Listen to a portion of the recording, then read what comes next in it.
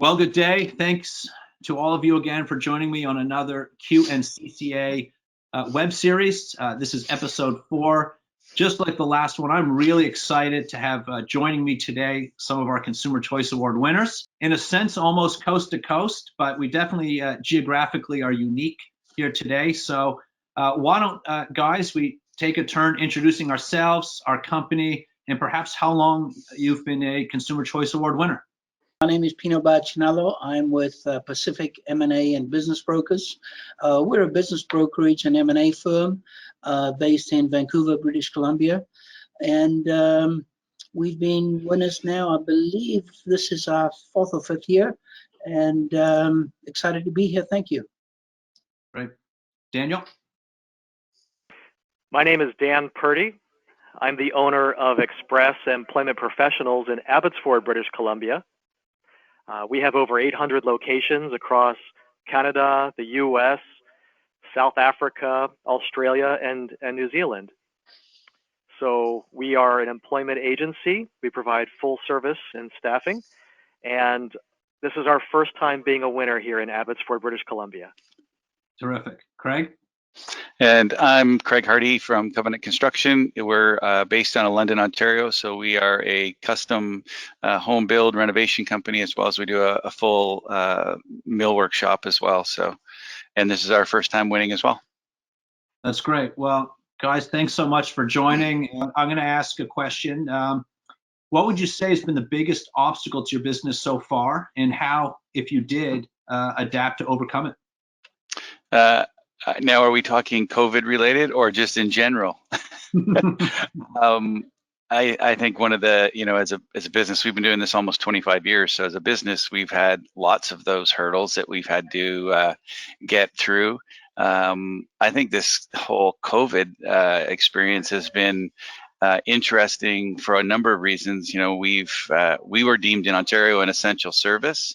So we stayed working almost straight through this, but the challenge has been to stay ahead of clients' expectations, safety requirements, municipalities not being open, and still trying to get work done in a safe, efficient manner. So it's been a challenge for sure. I guess in simple terms, the biggest obstacle to our business is there's been very little revenue coming in. We are open. We are also, as investment bankers and realtors, are deemed essential service in British Columbia, and so we've stayed open. But we've stayed open in the office with our staff. We have a big enough office that everybody is 2 meters apart.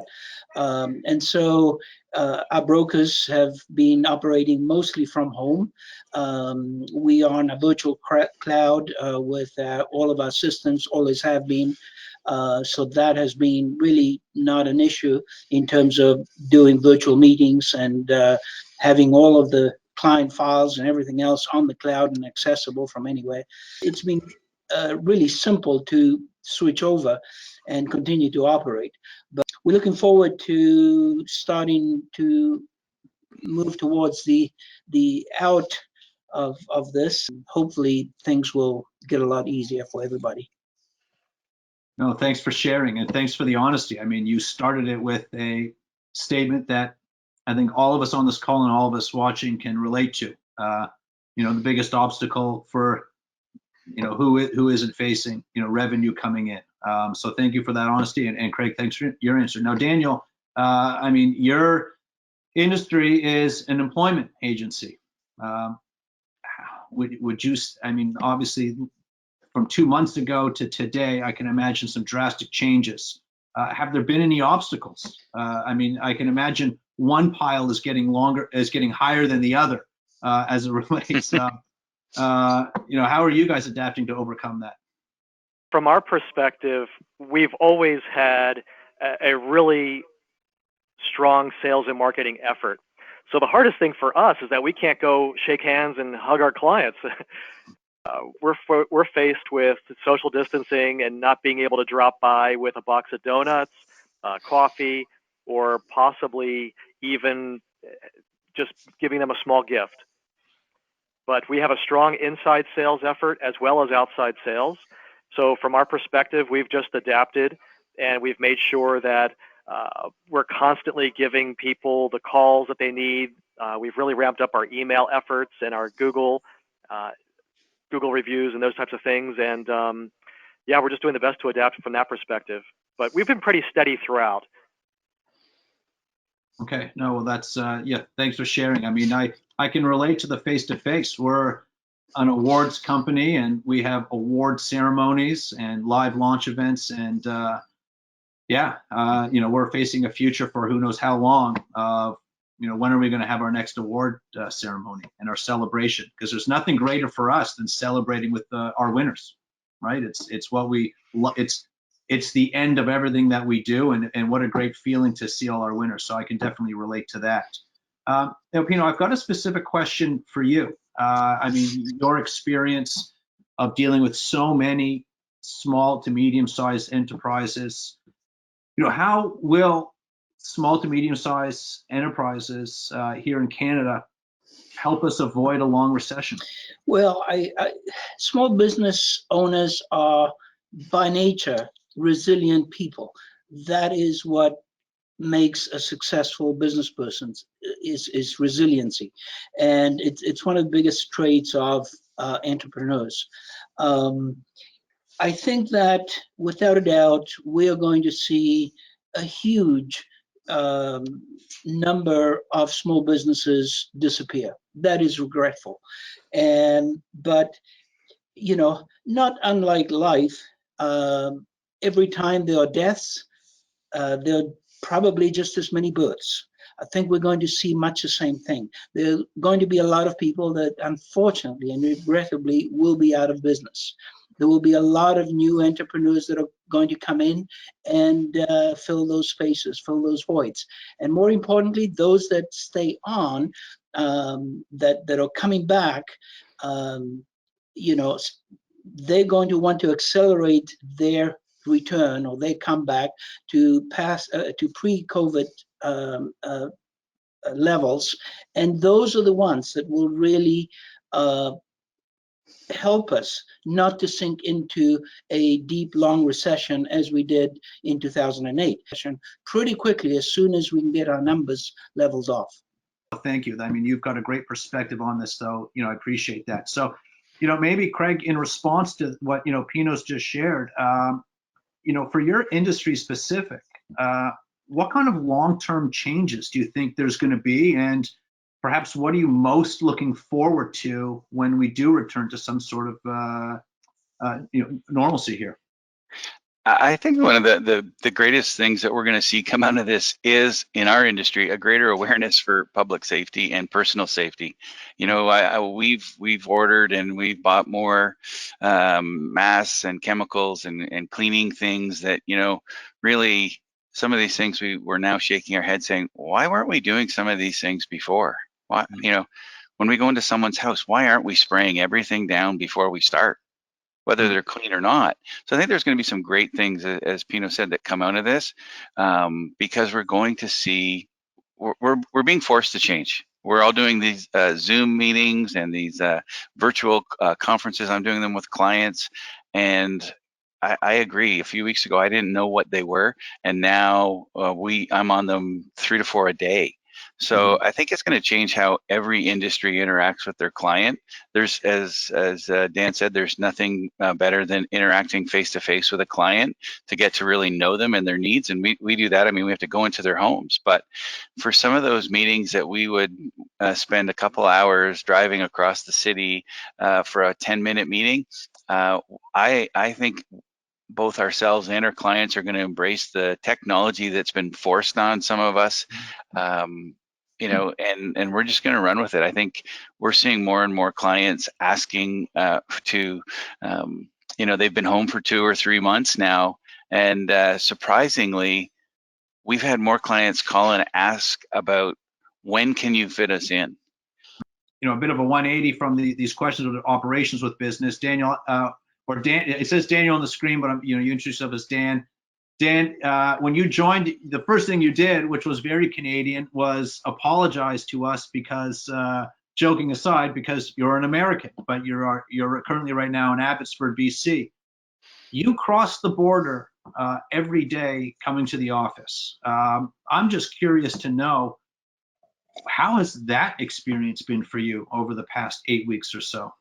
You know, as an American, there's always these worries about the politics and the nature of those things, you know, crossing over with me. But my kids go to school in Canada. We load up the minivan full of American kids every day, and we cross the border. My wife works in Canada, and I own this office in Abbotsford, BC. We live in a border town in Washington State.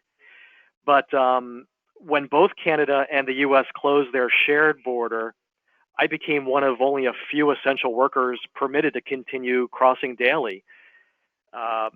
Typically, we would have tens of thousands of cars crossing, and now I'm told that I'm only one of 50 cars crossing every day. Wow. It's remarkable.